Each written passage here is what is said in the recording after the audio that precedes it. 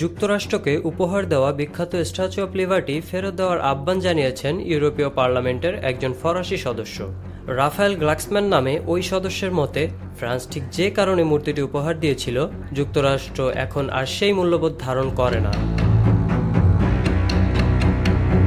তার এই মন্তব্য আন্তর্জাতিক রাজনৈতিক অঙ্গনে ব্যাপক প্রতিক্রিয়া সৃষ্টি হয়েছে। তবে এ নিয়ে মার্কিন প্রশাসন এখনও কোনো আনুষ্ঠানিক প্রতিক্রিয়া জানায়নি। 1886 সালের 28 অক্টোবর নিউ ইয়র্ক বন্দরে স্ট্যাচু অব লিবার্টি উন্মোচন করা হয়।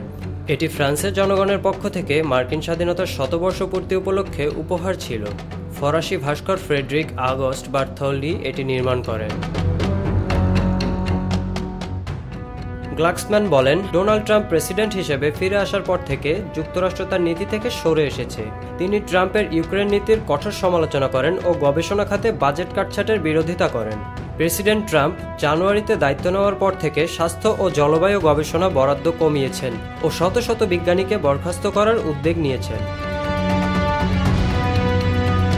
গ্লাক্সম্যান ফ্রান্সের উগ্র ডানপন্থী নেতাদেরও সমালোচনা করেন, যারা ট্রাম্প ও ইলন মাস্কের নীতির সমর্থক। তার মতে, ফরাসি কট্টরপন্থীরা যুক্তরাষ্ট্রের বাজেট কমানোর এই নীতির সপক্ষে কাজ করছে, যা বিশ্বব্যাপী বিজ্ঞান ও স্বাধীন মত প্রকাশের জন্য হুমকি।